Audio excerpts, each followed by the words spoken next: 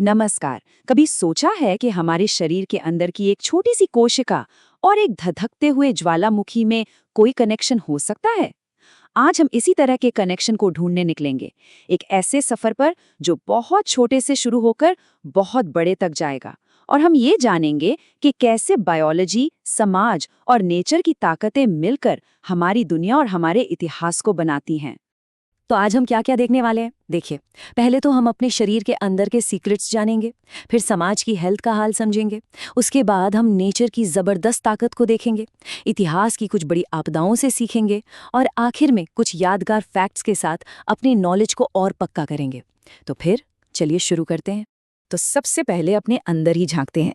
ये जो खून हमारी नसों में दौड़ता है ना, यही तो हमारी जिंदगी का बेस है। पर ये जितना आम लगता है उतना ही कॉम्प्लेक्स भी है। आइए इसके पीछे के साइंस को थोड़ा समझते हैं। हमारे ब्लड टाइप का साइंस ना बड़ा ही मजेदार है। ऐसा समझिए कि हमारे रेड ब्लड सेल्स पर छोटे छोटे झंडे लगे होते हैं, जिन्हें कहते हैं एंटीजन। हमारा शरीर सिर्फ अपने टाइप के झंडों को पहचानता है। अगर कोई दूसरे झंडे वाला खून आ जाए तो हमारी इम्यून आर्मी यानी एंटीबॉडीज उस पर सीधा हमला कर देती हैं। बस इसीलिए ब्लड ट्रांसफ्यूजन के लिए सही मैचिंग इतनी जरूरी है। और पता है, इसी साइंस की वजह से हमें मिलते हैं यूनिवर्सल डोनर और universal recipient. Blood group O को सर्वदाता इसलिए कहते हैं क्योंकि इसकी कोशिकाओं पर कोई झंडा मतलब कोई एंटीजन होता ही नहीं, तो वो चुपचाप किसी भी बॉडी में चला जाता है। और वहीं ए बी ग्रुप सर्वग्राही है क्योंकि उसके पास किसी बाहरी खून पर हमला करने वाली एंटीबॉडी होती ही नहीं, वो तो सबसे दोस्ती कर लेता है। लेकिन क्या हो अगर यही जिंदगी देने वाले सेल्स का शेप ही बिगड़ जाए? यहीं पर बात आती है सिकल सेल डिजीज की, जो एक बहुत ही सीरियस जेनेटिक कंडीशन है। फर्क देखिए कितना बड़ा है। एक नॉर्मल सेल एकदम गोल और फ्लेक्सिबल होता है, आराम से नसों से निकल जाता है।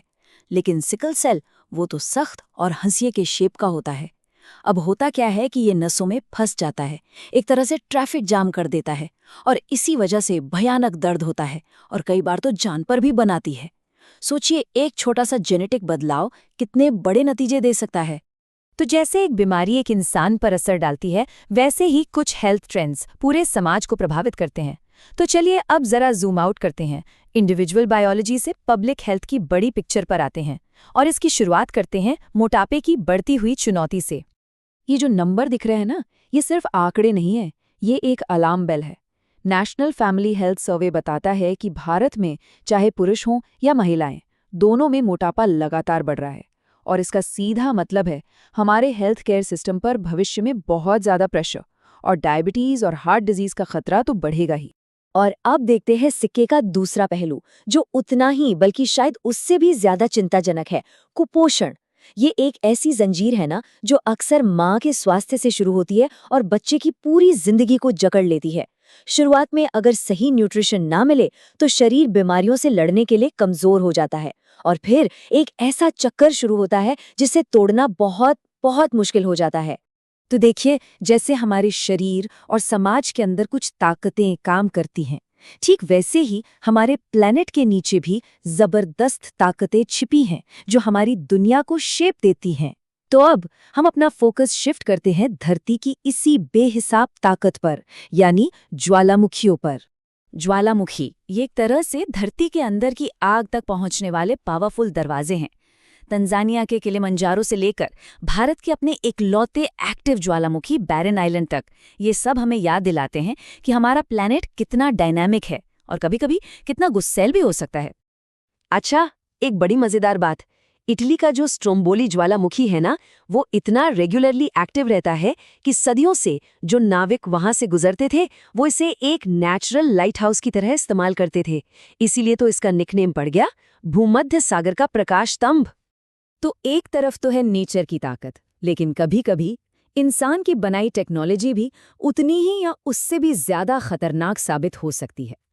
अब हम इतिहास की कुछ ऐसी ही दुखद घटनाओं पर नजर डालेंगे जो हमें याद दिलाती हैं कि प्रोग्रेस की एक कीमत भी होती है। ये टाइमलाइन एक बहुत सीरियस रिमाइंडर है। भोपाल, चेर्नोबिल, फुकुशिमा, ये सिर्फ नाम नहीं है, ये उन त्रासदियों के सिंबल बन गए हैं जो तब होती हैं जब सेफ्टी को नज़रअंदाज किया जाता है। और हरदा में जो अभी हुआ, वो हमें बताता है कि ये खतरे आज भी हमारे बीच हैं, और हमें इंडस्ट्रियल डेवलपमेंट के साथ साथ सेफ्टी को हमेशा टॉप पर रखना होगा। ओके, तो हमने कुछ काफी सीरियस टॉपिक्स पर बात की, लेकिन हिस्ट्री सिर्फ आपदाओं की नहीं होती, उन लोगों की भी होती है जो पॉजिटिव बदलाव लाते हैं। तो चलिए इस सफर को खत्म करते हैं कुछ इंस्पायरिंग लोगों और जरूरी ग्लोबल इवेंट्स के साथ, एक क्विक रैपिड फायर राउंड की तरह। तो पहला सवाल, भारत में टाइगर कंजर्वेशन से जुड़ा एक बहुत बड़ा नाम। बिल्कुल सही, कैलाश सांथला। उन्हीं की मेहनत का नतीजा था भारत का सफल प्रोजेक्ट टाइगर। अगला सवाल, एक ऐसी महिला के बारे में जिन्होंने अपनी पूरी जिंदगी पेड़ों के नाम कर दी, और वो है कर्नाटक की सालुमर्दा थिमक्का। उन्होंने हजारों पेड़ लगाकर एक कमाल की मिसाल पेश की है। और हमारा आखिरी सवाल, एक बहुत ही जरूरी दिन जो हमें खाने के महत्व की याद दिलाता है। वो दिन है 16 अक्टूबर, और ये तीनों ही उदाहरण हमें बताते हैं कि एक अकेला इंसान भी कितना बड़ा फर्क ला सकता है। तो हमारी एक कोशिका से लेकर पूरे समाज की हेल्थ तक, धरती की ताकतों से लेकर इंसानी इतिहास के सबकों तक, हमने देखा कि हर चीज एक दूसरे से जुड़ी हुई है।